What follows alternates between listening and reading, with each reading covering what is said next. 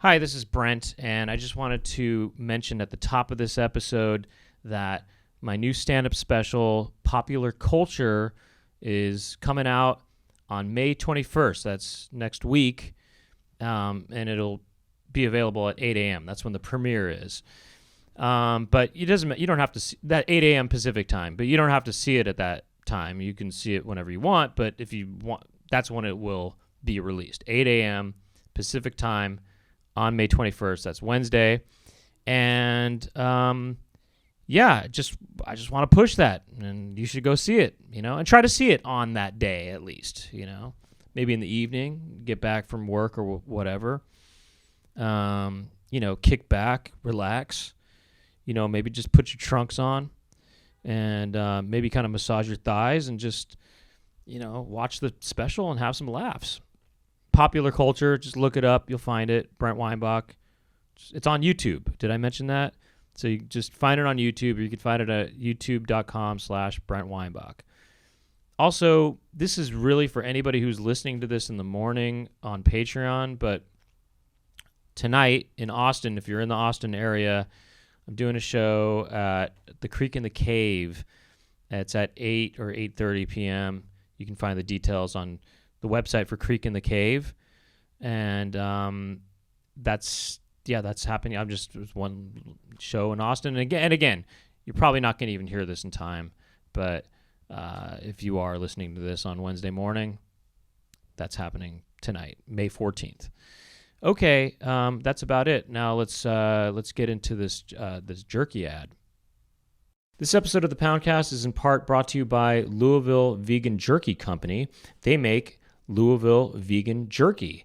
That's right. It's meatless, soy-based jerky, and you can find them at lvjco.com.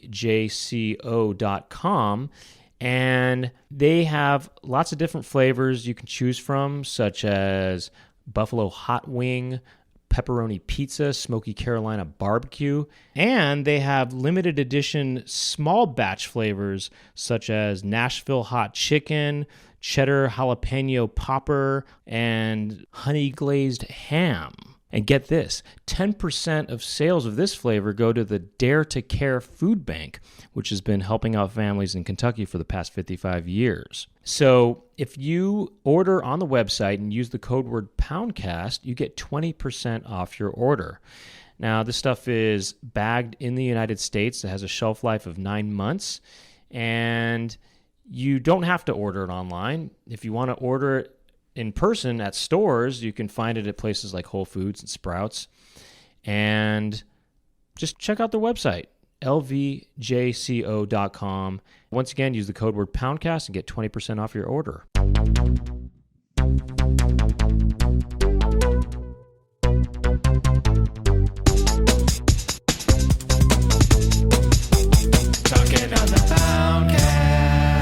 Welcome to the Poundcast. My name is Brent Weinbach, and I'm here with stand-up comedian and Emmy Award-winning writer Kevin Avery.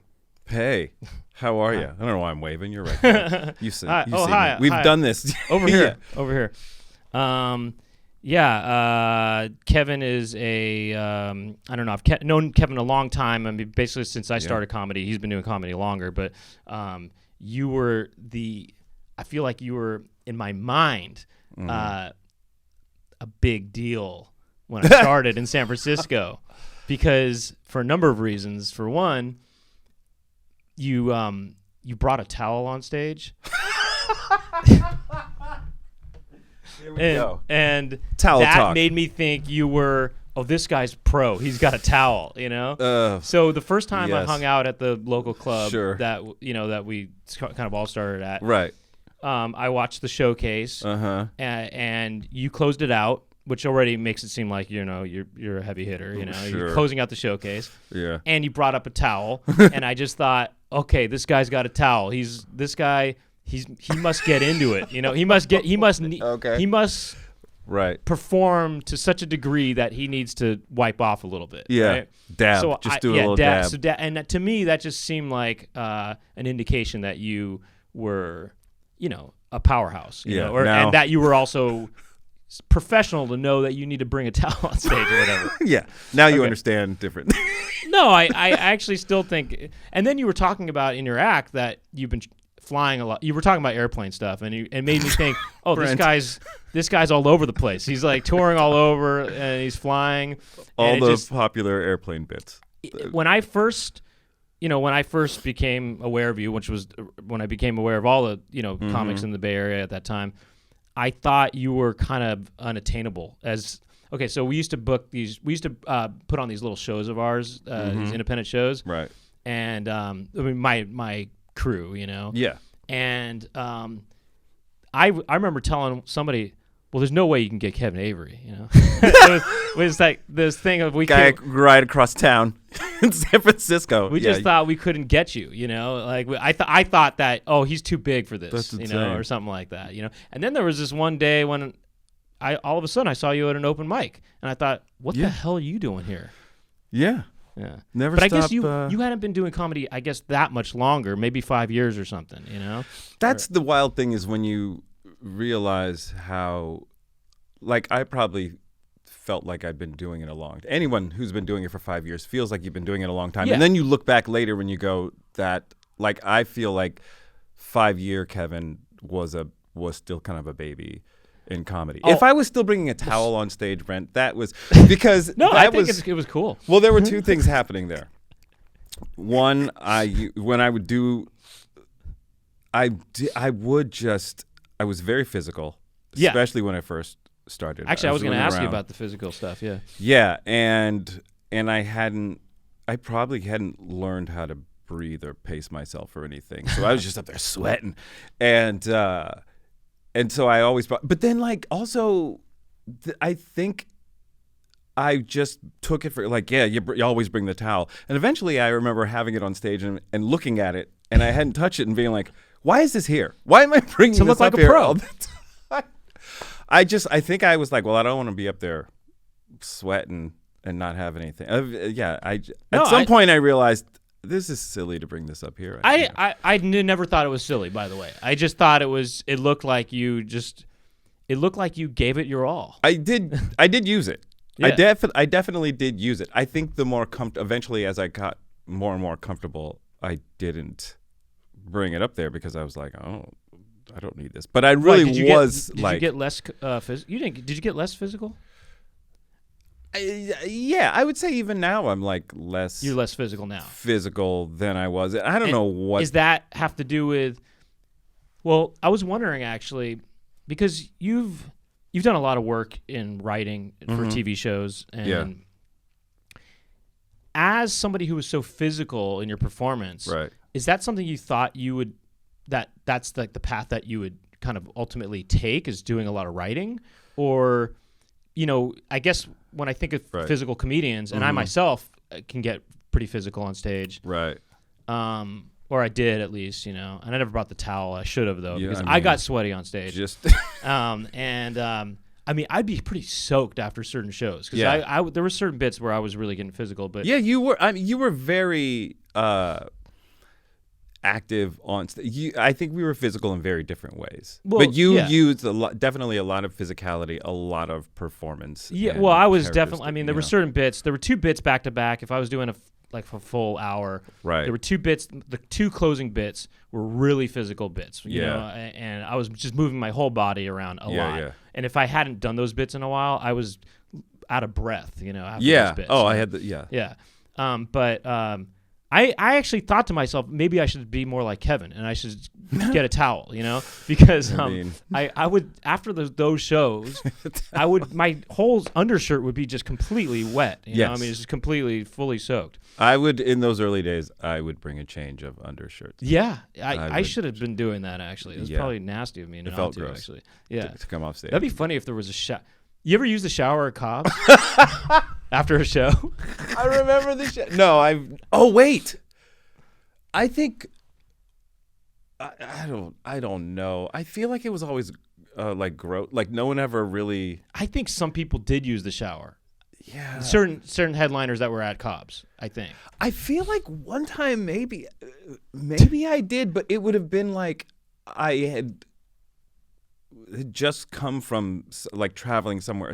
But I don't know. Oh, you were trying to freshen up before the show. I think maybe, but I certainly didn't. It wasn't like, yeah, use the shower. We all use it. Imagine, okay, you know how the movie Punchline has a locker room? Yes. Imagine showers for comedians after the show. Showers in every comedy club. And the comedians are showering in a kind of open space in the same way. Just a tub. It's like a locker room kind of situation. Just a clawfoot tub where we could just relax. Yeah, well, that too. That could be nice, you know? Yeah, I don't think, I don't remember ever using that shower, but I remember us all kind of laughing about it.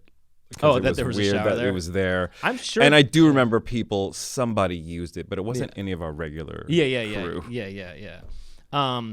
But yeah, okay, so I guess being physical, right, and I guess just putting a lot into the performance, mm-hmm.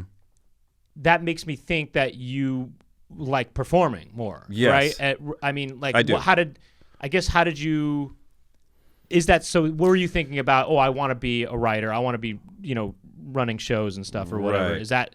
Was that in your mind then, or were you thinking more? I want to just be performing on stage. No, I was always, and still am, even though the trajectory is a little bit different now. But like, I was always on a performer track. Yeah, that's who I'm a performer first. Right. And so, the writing was always like, but I got to get it. I have to have a job. And, I think you remember, I used to have these, like, I worked in these sort of 9-to-5 office jobs. That was my day job. And I just hated it. And it was, remember I was doing like. I don't think I knew you to work in a 9-to-5. Oh, dude. I thought you were just full time since I met you, I thought. No, I was miserable. Oh. Okay. But all day going into work at like these tech companies. And I knew nothing about tech. I knew nothing about. I was a technical writer. I used to write software and hardware documentation for things like semiconductor equipment and IC chips. Shit I knew nothing about. How did you write about it then? I would just like the tech people, the engineers or whoever, would give you the information, and you would just kind of put it in. Now, most of the time, these documents already existed. These were products that these companies already had sort of in play, and then you were updating the documentation. So I was getting chunks of information, and I just had to kind of figure out how to do it. But, dude, I was doing no work. I was in there writing jokes, hanging out, biding my time until it was time to go and to do a spot somewhere. Were you writing jokes after you'd finish your required work, or No. were you doing it procrastinating kind of? Or I was procrastinating. I was doing very little. I was fired from like 6 of these companies. Because you weren't productive enough. Because I wasn't doing it. Because they were like, here's what would happen. They would, within 3 months, one of two things would happen. They would either realize, oh, this guy he has no idea what he's doing here. He's going to bring us all down. And they would let me go. But I was a contractor. So I was technically not an employee of the company. Right. So I could just walk away and pretend like it never happened. Or by like 3 or 4 months, they'd be like, this guy's great. Oh, yeah, we love him. I don't know how. I don't know why. I wasn't doing anything. But they just sort of were like, okay with me. Maybe they thought you were great because of the reason you got the job, maybe. You just kind of put forth a good presentation. I try to charm people. Yeah, you used your charm, actually. I did the bare minimum. Yeah. I just needed a job, and I had gotten, the first time I got one of these jobs, it was through like a family friend, while I was in college or something like that. It was like a summer job.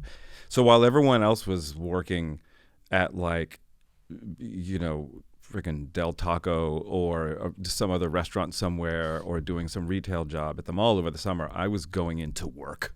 You were working at, some people were working at Del Taco, you were working at Del Teco. Yeah. Well done. Well done, sir. I like that. That's a very towel-worthy joke. I was like at, Cadence Design Systems and just sitting in a cubicle, staring out the window, wishing I was somewhere else. Weren't you a teacher at one point?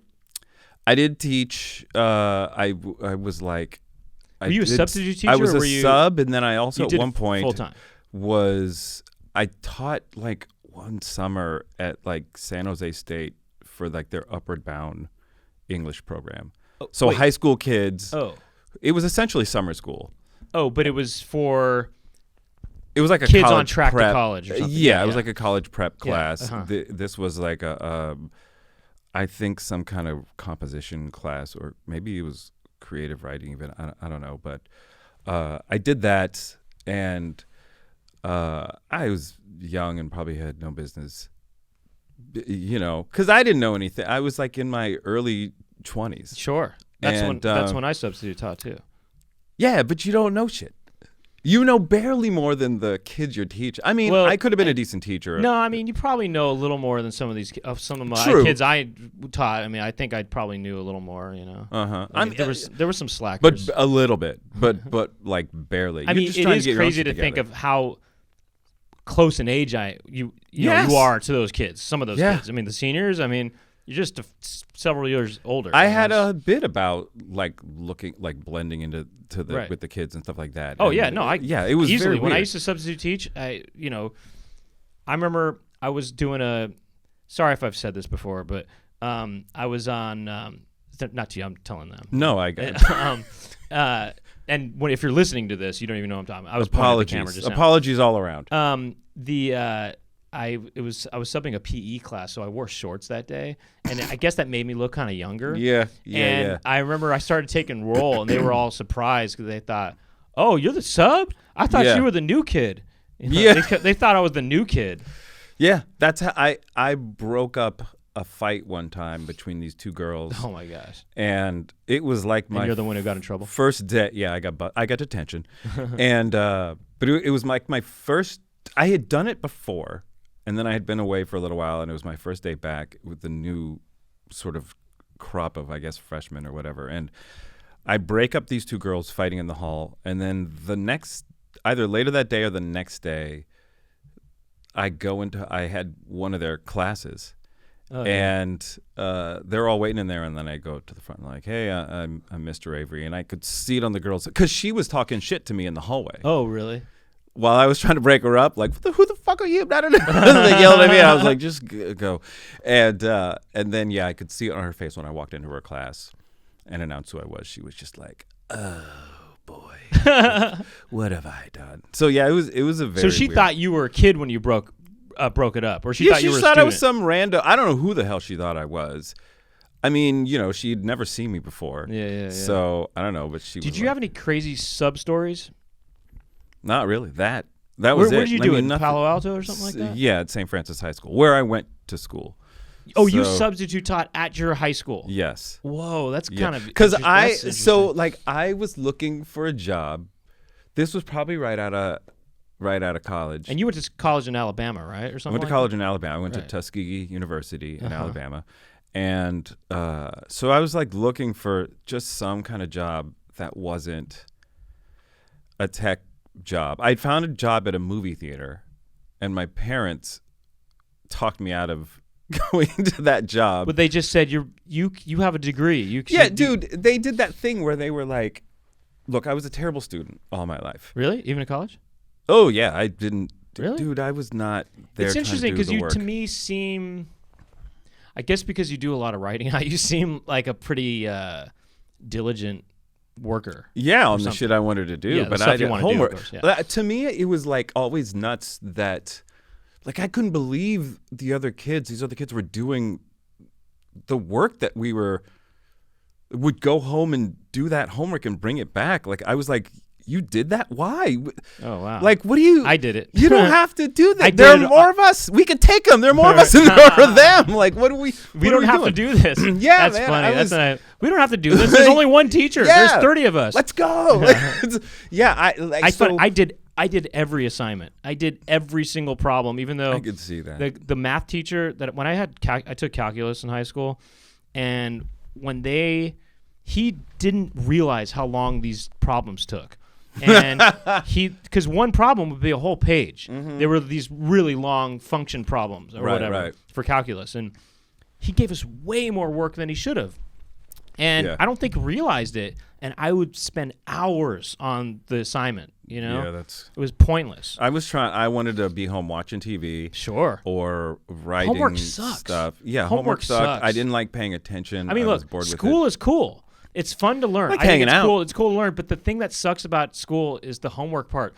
After you're done learning, you want to relax and watch TV and stuff. I just wanted to hang out. Yeah. I was there. I liked being around all the other kids, but I just wanted to hang out. I didn't want to, you know.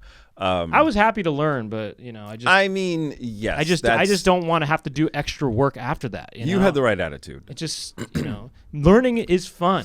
Yes. It's just that Keep that in mind. I just kids. don't want to take it home with me. You know, I don't want to. Yeah. it's like it's work. I mean, Yeah. you shouldn't have to take your work home with you. It's right in the word. You know? I mean, like so my parents were just focused on, you know, and we went to private school, so they were paying for this shit.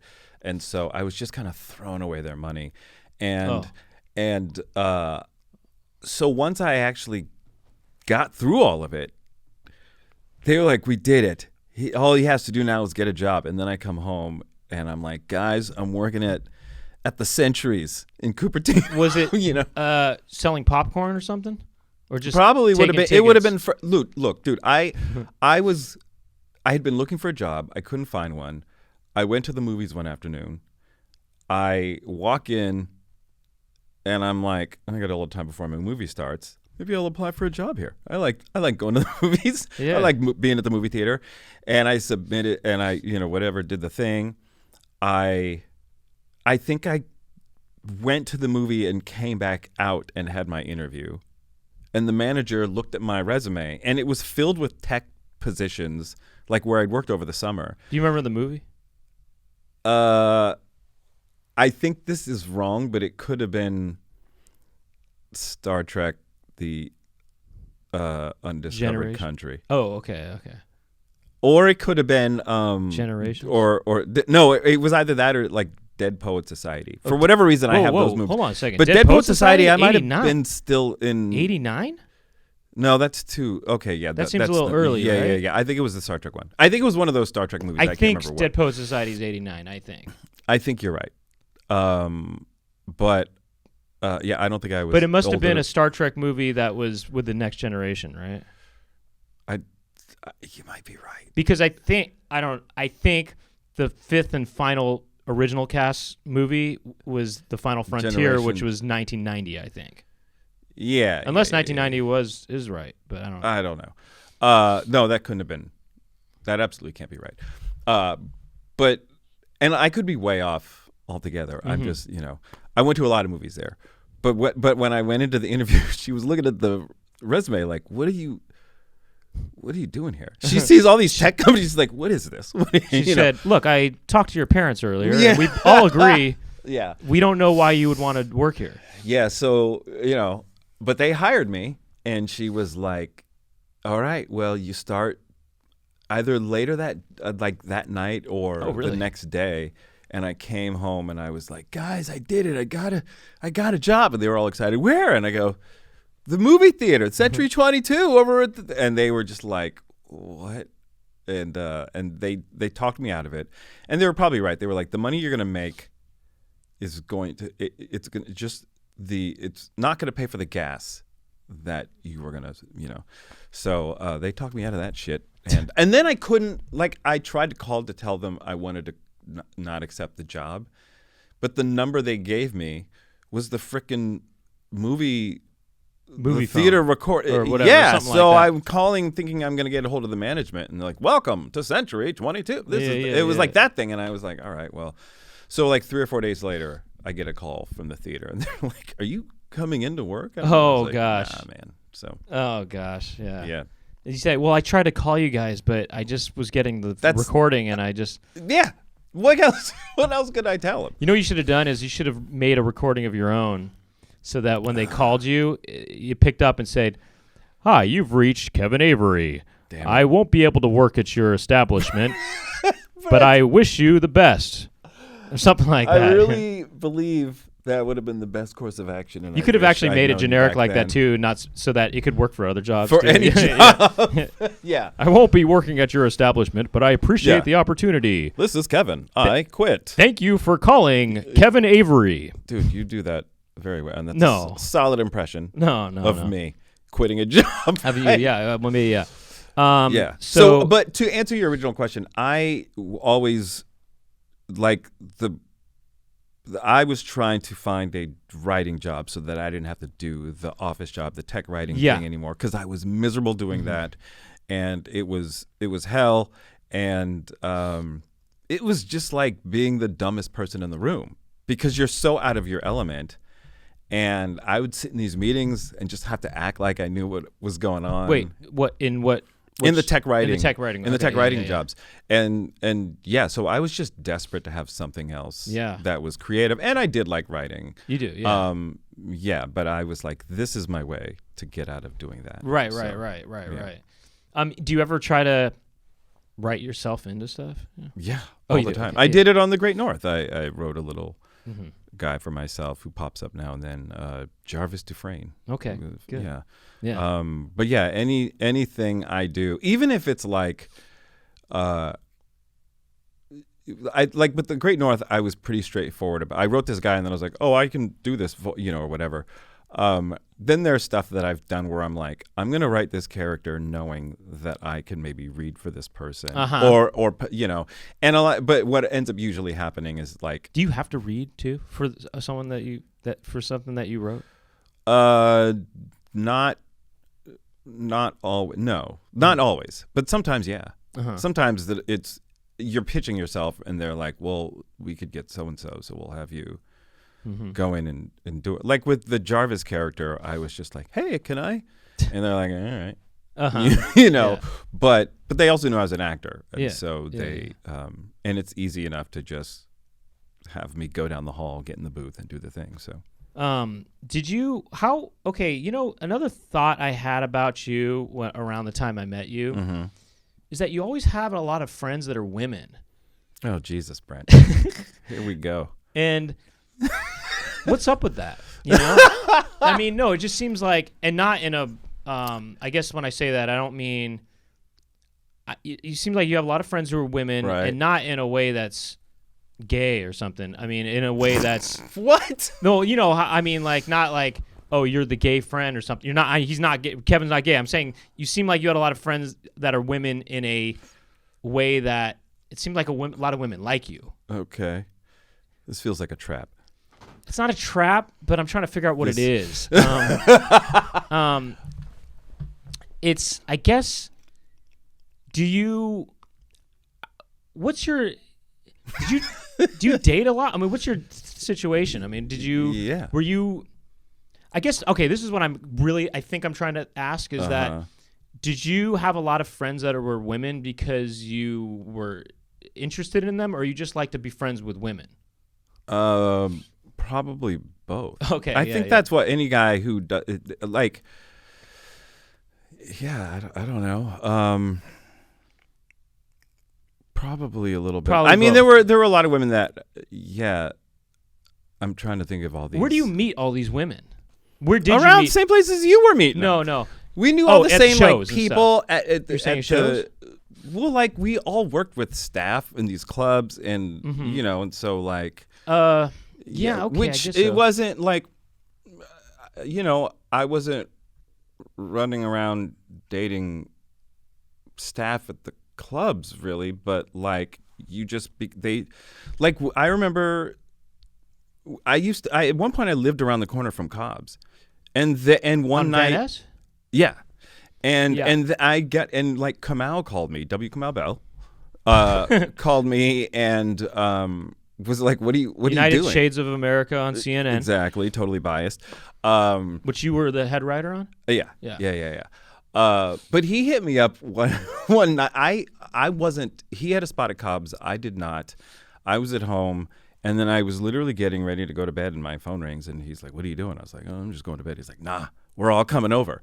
And it was him and a bunch of the staff from Cobb's hanging out at the house. So I don't know. You had a nice place there on Van Ness, as I recall. It was a nice place. Yeah. I'd been there a couple times, or maybe lucky. once, but I remember going there. There was women there There were hanging out. There were two women hanging out there.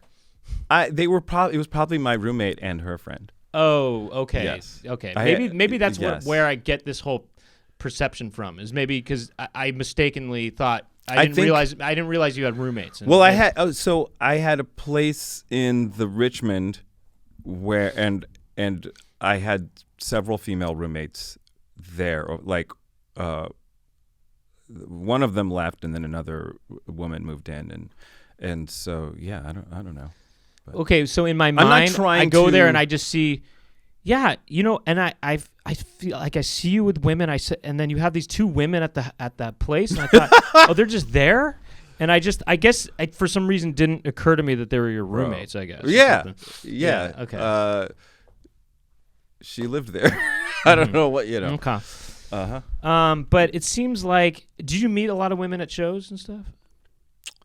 I mean, did they see you dabbing with the towel and thinking, wow, he puts in the work, Do you think that Brent, that helped? God. Do you think that was sort of an attractive quality, kind of breaking a sweat on stage and stuff? I don't know. Let's get him in here. I kind of think so, in a way. I think the physicality. I think maybe women like that. I think. Maybe. I don't think I was a guy who that was happening to off stage, where people were. I mean, I think like everyone, you had people who, as they're leaving the club, oh, I thought you were funny, or that people who are complimentary as the shows. But those people are also trying to get the hell out of there. Sure. There's not a whole lot of, at least not from I didn't have the thing. Now we know certain people who did have that thing where women would just go running to them after the show. Oh, you don't feel you had that? Okay. I didn't. I was not one of those people. Uh-huh. But I think people maybe thought that. I guess from what. But I just thought that you just seemed like you had a lot of. It seemed like you were very comfortable. Women were comfortable around you, is what it seemed like. It seemed like. I hope that. I hope so. Yeah. Well, yeah. No, But yeah. Well, I think they just, you had probably just an easygoing. But look, energy, I mean, like in the especially in the early days, being a guy in comedy, that is like part of the thing where I was thinking about this today, how I think for a lot of young men getting into comedy, really any, I bet with music, I bet with acting, or any kind of performing thing, there's this thing that guys have that I suspect are, women in comedy don't necessarily click into, which is that thing where we suddenly realize, oh, this could be a whole new avenue of meeting women. That's where we spend the only avenue, maybe. Or for some exactly. And so I think there is that thing where guys are kind of like looking at. That's why so many male comics are the way we are and have been for so long. And so I can't say like, not me. I was just hanging back I was in my notebook every day. No, I was obviously like, oh, well, there's. And there are always attractive women at comedy shows, but I think after a while, if you're really doing that, it gets old. You get very people can smell it on you, and also you're not. What are you doing? Where's your comedy? Like, what do you? If that's what you're there for, your comedy is suffering, and then if I was not the person though who people were just like women were sort of running at after the show. I'm thinking of but I mean like I've seen people like that. Yeah. And I'm always like when I was young I was like how do they do it? I don't know how to. I felt like I was too dorky or something to I don't know. You didn't appear that way to me, but well, what were you like in high school? You went to a private school. Yeah. So you kind of doing the whole uniform thing? I had a uniform all through elementary school, and then in high school we didn't have. No tie. It was just like some cotton button-down shirt. I mean, it was like what you were wearing, except it was white. Yeah. And then some blue corduroy Okay. pants. Oh, corduroy. Yeah. And did you, Rock the and so corduroy. in high school you didn't have to wear a uniform? Nah, we just showed And up in what whatever. were you? There was a dress code. Okay, what were you into? What kind of music did you like? Hip hop. I listened to everything because I did. And who did you like? Black Star? I love how specific that was. I was, but like high school, I was all things New Edition. I lived and breathed New Edition. Okay. Any kind of R&B that was out at the time. Public Enemy. I remember trying to put people onto Public Enemy before Public Enemy. Oh, really? Before they went public. Before they went public. When they were Private Enemy. They were just the enemy. But I remember before they were Public Enemy, they were Private Friend. Yeah. And that's when I was trying to get people into it. Private Pal. Yeah. PE, I was big with them and big with them. They all knew me.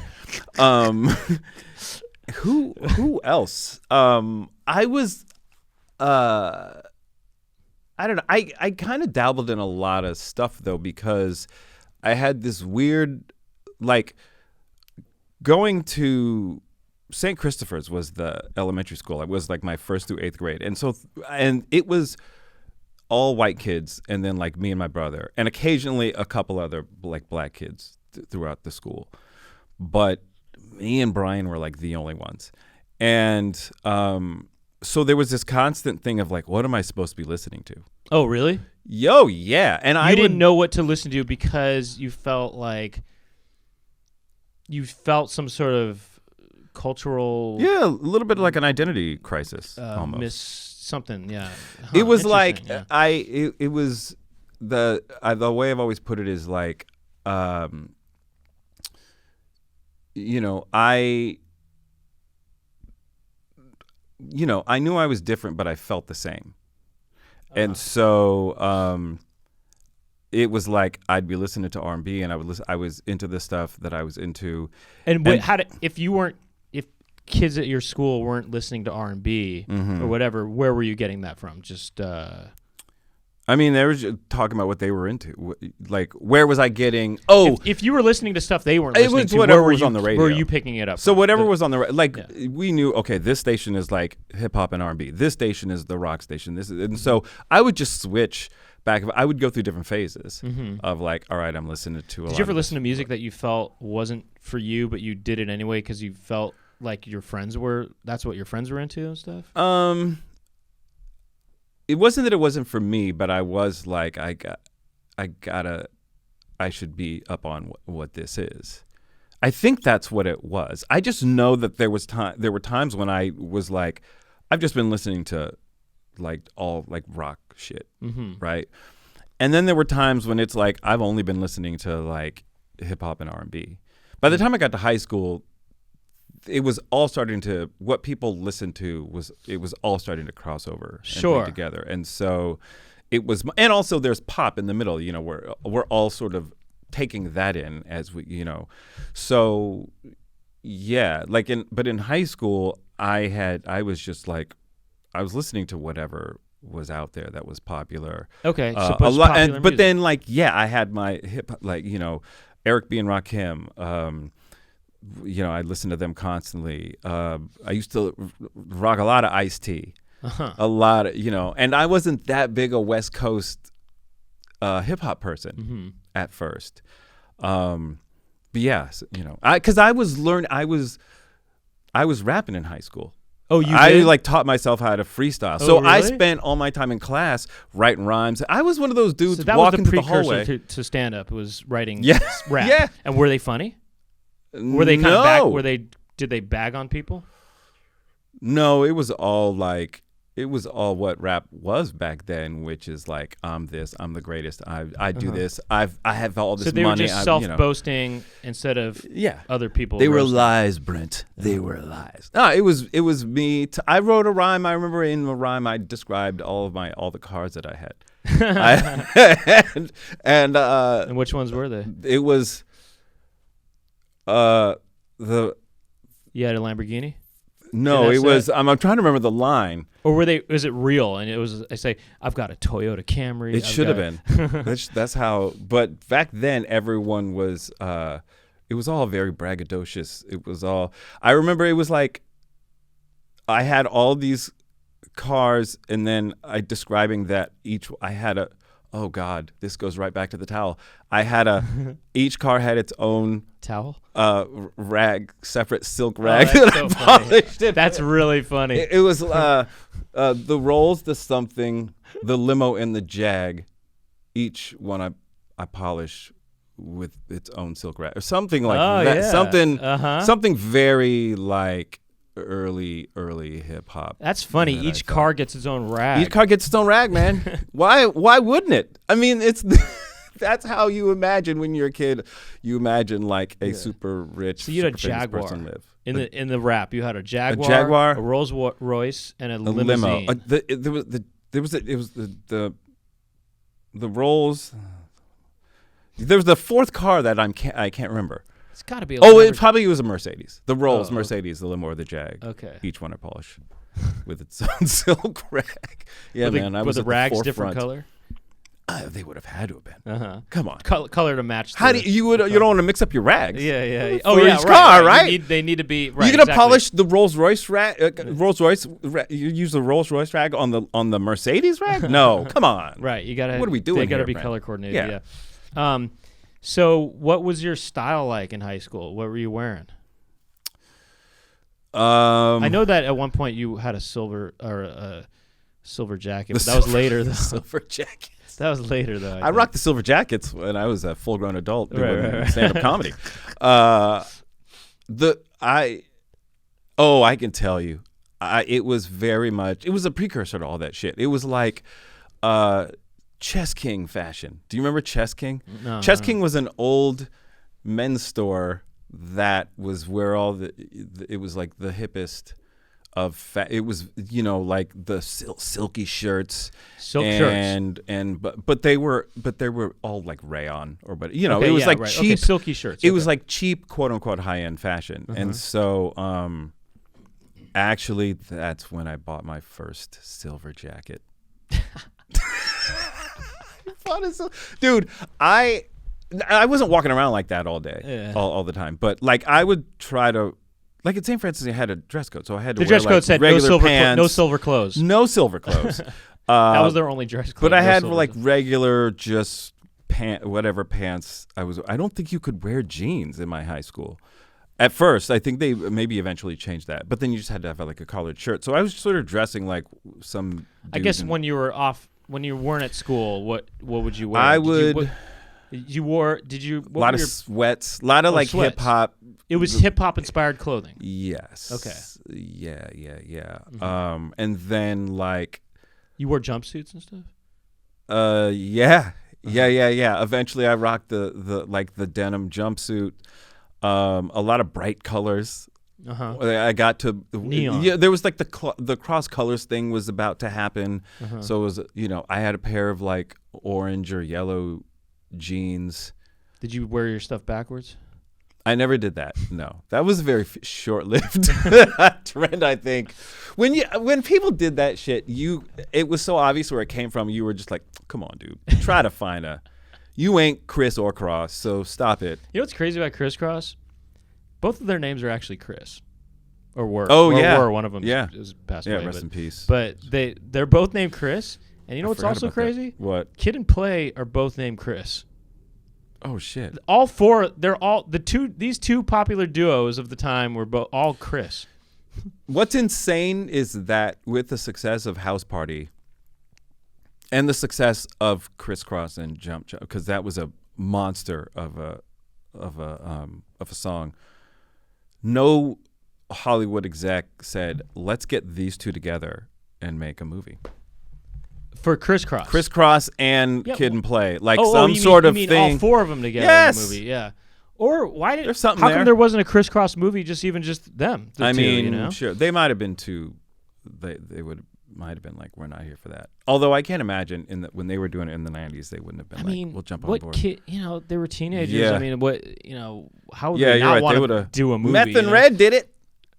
They were making movies. Yeah, you're right. I bet Criss Cross would have been on board if someone had approached I'm them. surprised now that they didn't do. If they had a Kid and Play movie, why wouldn't they? Movies, I should say. Why Right. don't they have? Yeah, but okay. So that was your So style. yeah, a lot of like, there's a picture of me in high school at my homecoming dance in a black silky.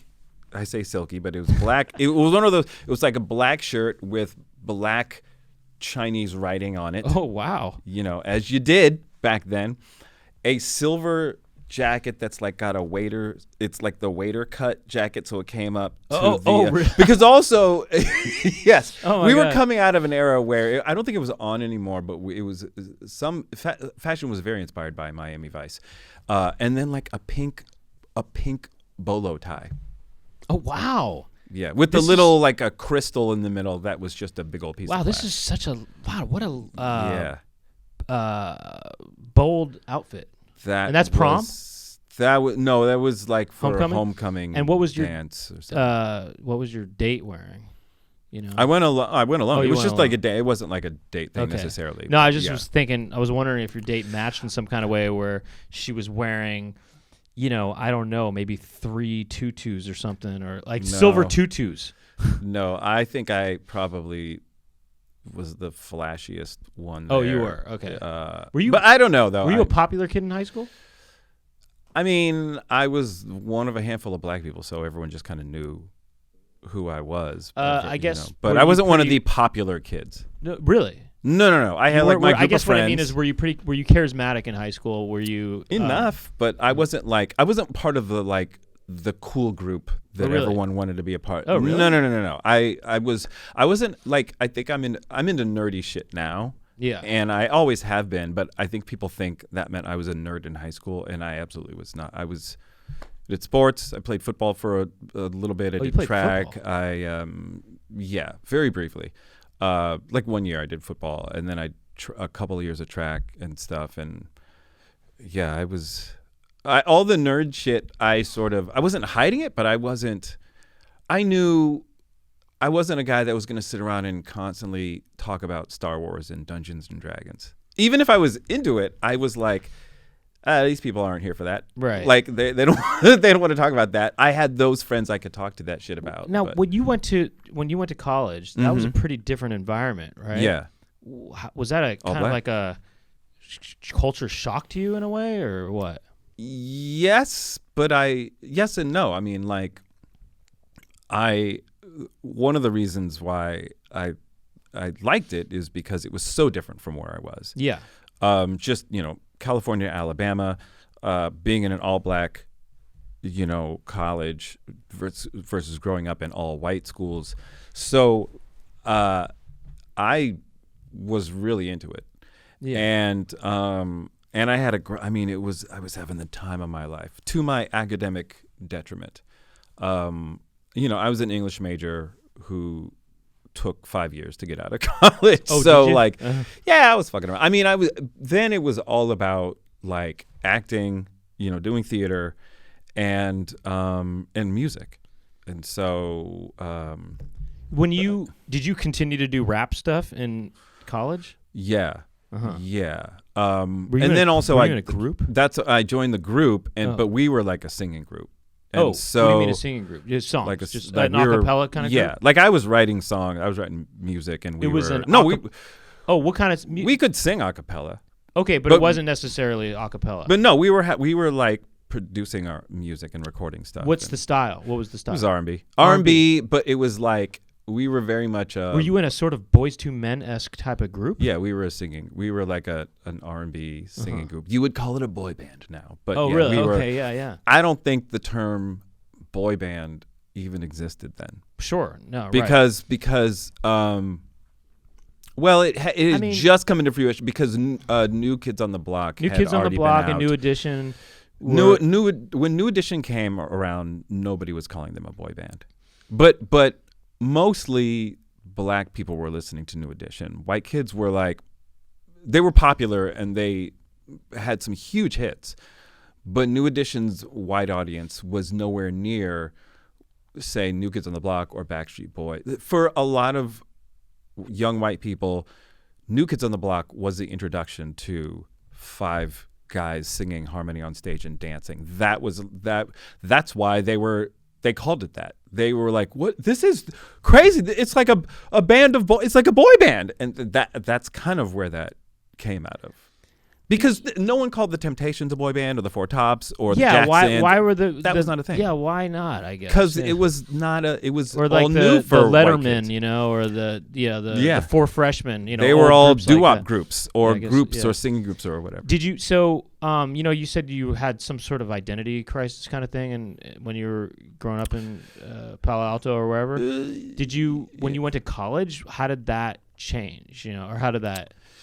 I mean, it wasn't like, look, it wasn't so much an identity crisis as it was just like anybody figuring out, well, who am I? Who am I socially? Who am I culturally? What am I supposed to be listening to? How am I supposed to be dressing, talking, whatever?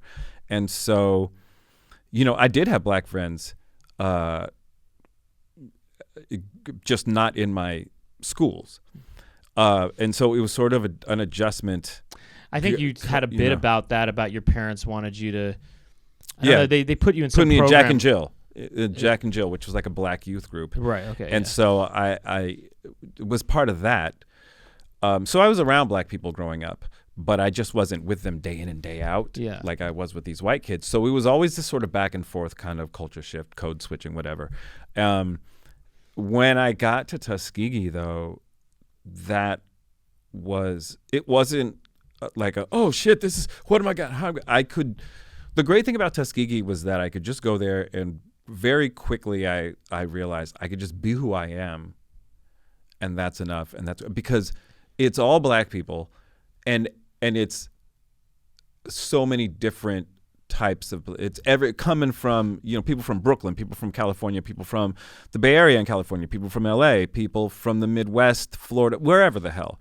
And so you're getting all these shades and varieties of black folks who bring all these different experiences and things to the table. And so yes, like I had a roommate who was also from the Bay Area. Shout out to Craig. And he was like a black surfer dude. Yeah. He talked like this, dude. Man, let's just hang out, bro. And he talked that way. And I remember there was this girl from Alabama who was like, Craig, talk, Craig. I want to hear you talk. Listen to how he talked. But they loved it. And they weren't mocking him. They were just like, we've never heard anybody talk like this, or a black person talk like this. Yeah. And so I very much found that I could kind of be myself. Well, what was yourself though? I guess. Well, what do you mean by just a person who loved music, loved performing, was it was the first time I was really doing theater. Yeah.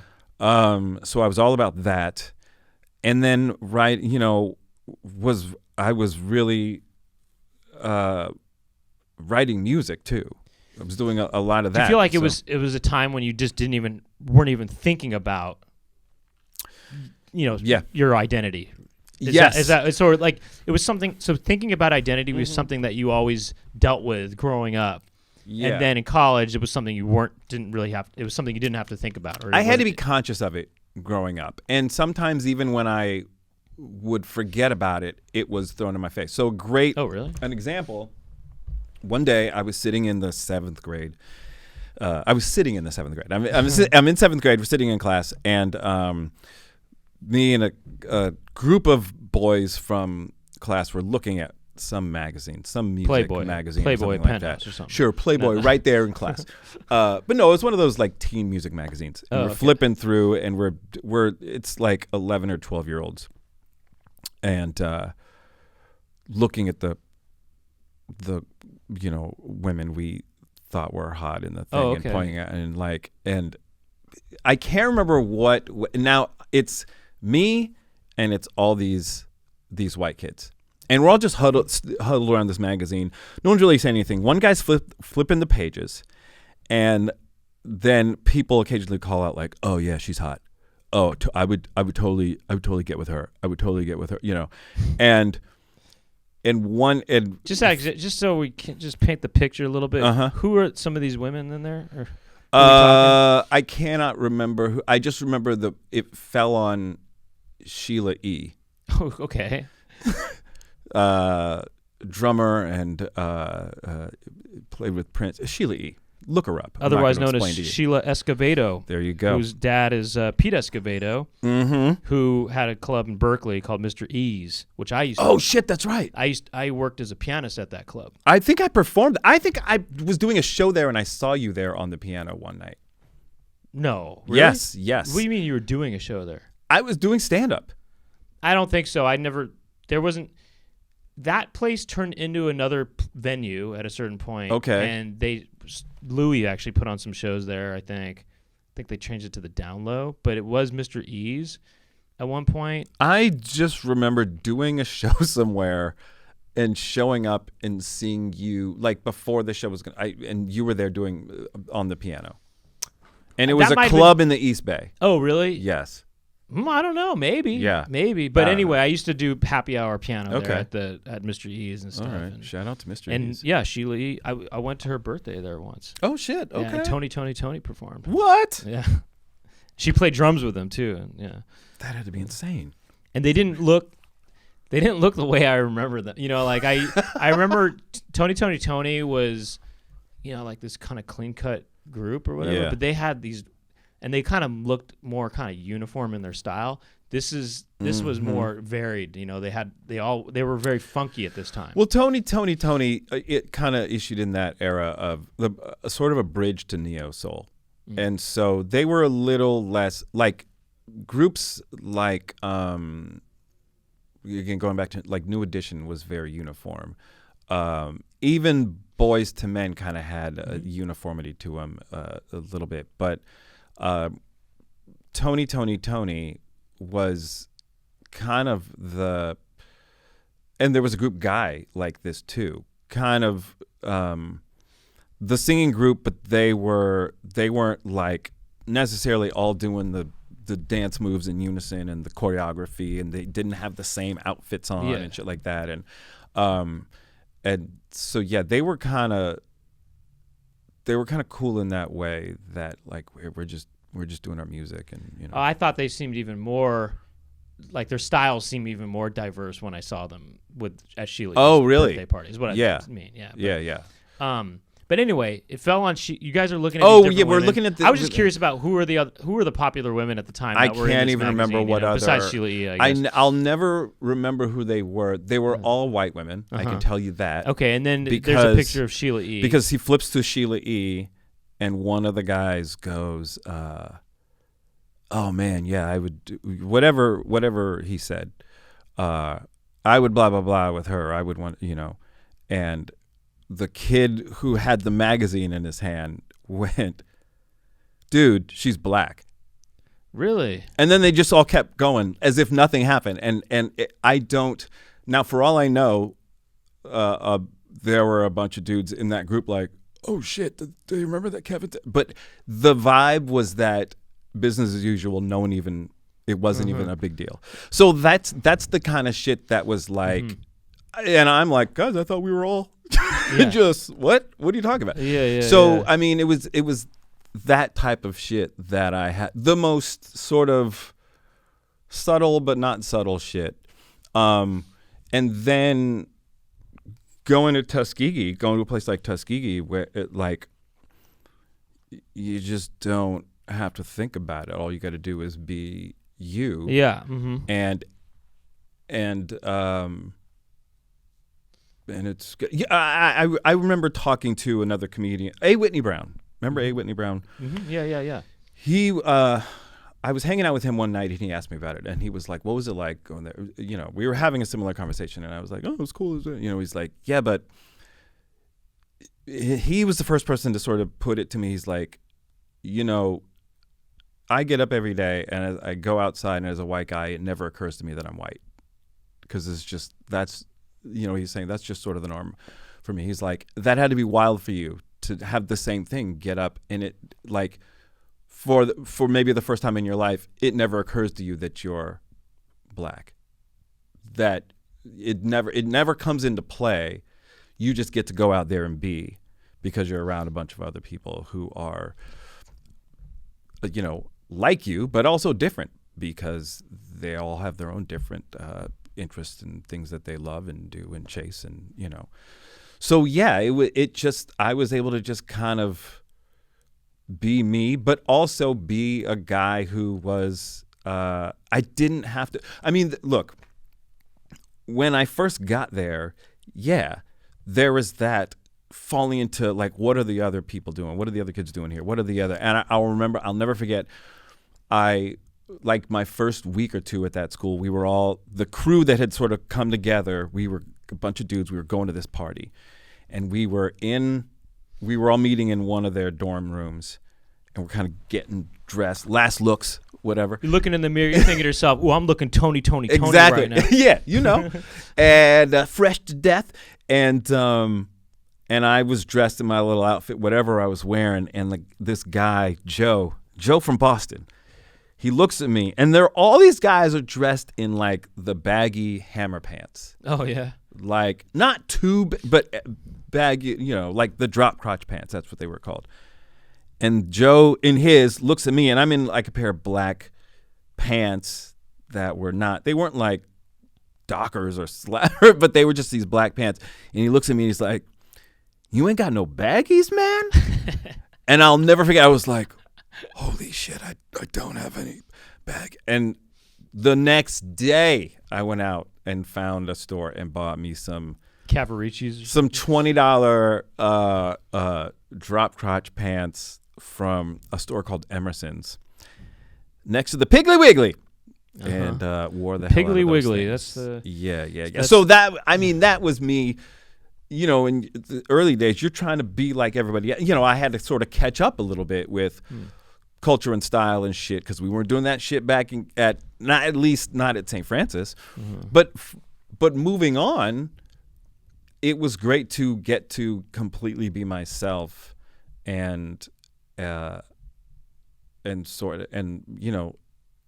people are okay with that. Well, look, we're going to continue on, and All if right. you want to continue on with us, continue with us. Continue with What us. are you doing? And I'm gonna ask Kevin if he has anything that, I don't know, anything that's been annoying him lately, or any things that we can try to solve. And then we're gonna I'm also kind of curious about some other stuff from the early days, about the time when I started in comedy, just about your perception of our group. Yes, please. I'm let's kind of talk curious about that. So anyway, if you want to continue on with us, go to patreon.com/Poundcast, and the episodes are pretty much ad-free there, and there's also and they come out a couple days early as well. If you want to watch the video or watch the episodes on video, go to youtube.com/thepoundcast, and there's an Instagram account, the Poundcast. And Kevin, where would people like to see more of your stuff? Where would you want? What do you want to push the most? You can find me on Instagram at Kevin Avery Comedy. But otherwise, I don't know, man. If you snoop around, I'm on the internet somewhere. If you watch The Great North, I appear on that show every now and then. But otherwise, is Thugs the Musical available to be seen online? Bro, thank you for reminding me. It is not. Oh, I don't even know where to tell people to find it. But you know what? Thugs the Musical is a short film that I did with David Alan Grier and Margaret Cho, Rachel True, Baron Vaughn, a bunch of wonderful actors and comedians, and it is not out there in these streets right now, and so I'm gonna put it up. Well, look for it eventually. Thugs the Musical. Look for it eventually. It'll be out there eventually, I think. Yeah. Like you said, he's got David Alan Grier in that, Margaret Cho. It's a fun cast. Prodigal Son. So Wu-Tang affiliate and all around good guy. Yeah.